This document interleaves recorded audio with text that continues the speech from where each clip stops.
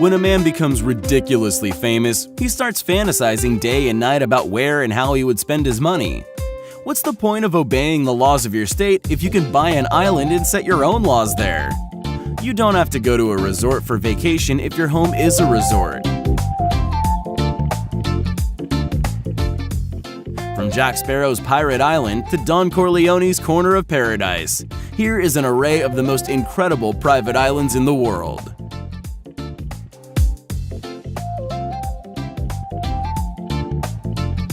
Let's start with an island that comes with the world's most beautiful coral reefs. These 45 acres, 1 mile long with milky white sand and azure water are Jack Sparrow's personal edge of the world. The island in the Bahamas costed Johnny Depp $3.6 million. As they say, the Corner of Paradise has several beaches, and each of them is named after somebody important to the actor. There's the Paradis Beach, named after his ex-beloved wife. The beaches Jack and Lily Rose in honor of their children in common. The Heath in honor of Heath Ledger, an actor who impressed him greatly.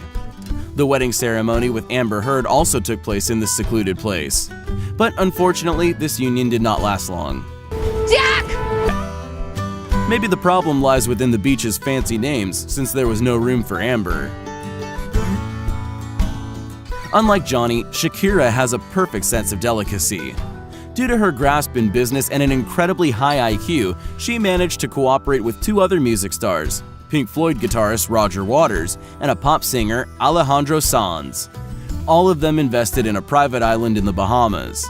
The island, which is 283 hectares big, costed them $16 million. In order to turn this island into a recreational area for creative people, the businessmen have built luxury hotels and villas with view on white sandy beaches and blue water.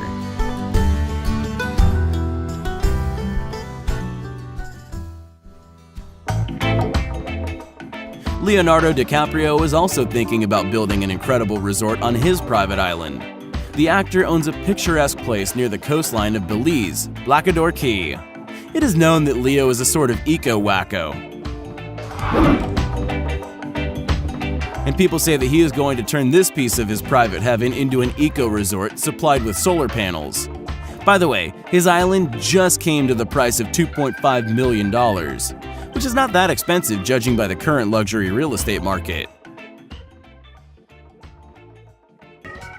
Next on the list, we have an island of Michael Schumacher, a famous Formula One driver who won the World Championship 7 times.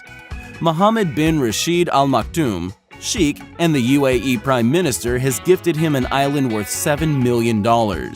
It is situated near the artificial archipelago The World, 4 kilometers from the Dubai coastline.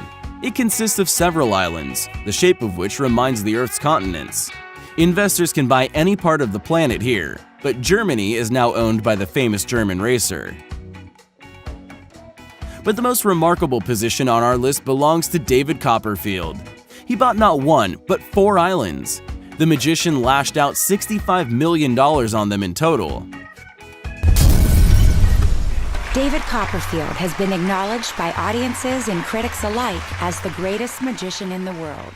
The islands are situated in the Bahamas, but only one, his most beloved island, is built up for commercial purposes, Musha Key. It even has its own personal name, the Fountain of Youth. Here you can find an exclusive resort for the richest people who are ready to pay fortune to stay in this paradise. By the way, the maintenance for all islands cost the magician $325,000 weekly.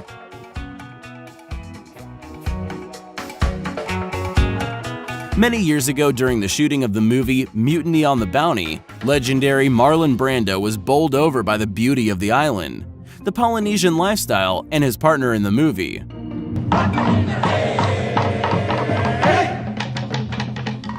So the actor decided never to part with this all. In 1967, he bought Tetiaroa, an atoll near Tahiti.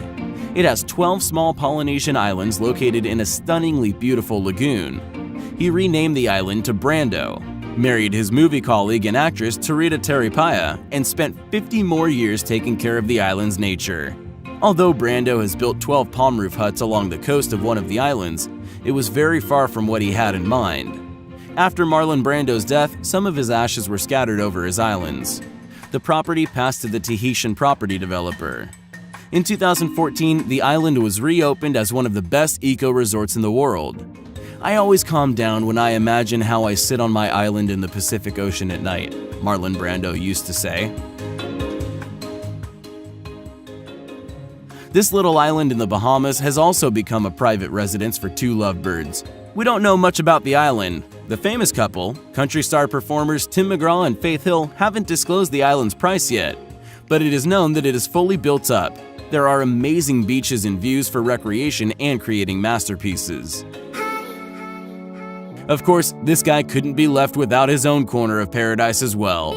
Richard Branson, one of the richest British men and the founder of the Virgin Group, who is known for his extravagant deeds, owns the most expensive island in the world.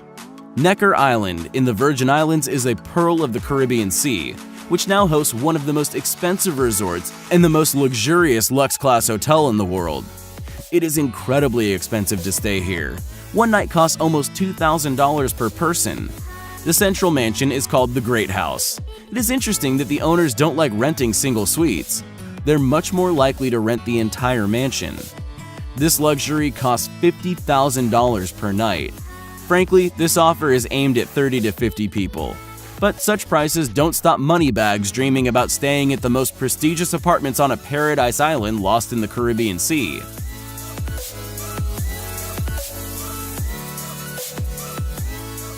There is another person who's building his own paradise on Earth. A billionaire and entrepreneur, founder and former Oracle CEO Larry Ellison. He's built an eco-resort on his private island in Hawaii. Lanai is the 6th largest island in the Hawaiian archipelago. Ellison has owned 98% of this island since June 2012. The remaining 2% belong to the U.S. public domain. The billionaire plans to invest about $500 million to improve the island's infrastructure and to develop a clean agriculture there. He has already acquired a small airline, Island Air, to provide a stable supply of goods and various cargoes to his island. Of course, it is awesome to set a high-class resort in the Paradise Place, if you have money. But how can you achieve this if you don't have the necessary resources? This is exactly the challenge that an ordinary housewife from Australia decided to overcome. Now she owns a unique island and resort. Melita Kalmundus Hunter followed her husband and went to Cambodia, where after a while, she acquired an abandoned island for just $15,000. She turned it into an ultra-class resort. Today, Song Sa Resort offers a unique holiday in a natural environment. The villas, built by the waters of the Gulf of Siam, merge into natural landscapes. The bungalows, built from natural materials, are surrounded by tropical jungles. Nowadays, the Melita's island costs 100 times more. It was a good investment, wasn't it? These were the most interesting private islands in the world. I hope you enjoyed this video and thanks for watching.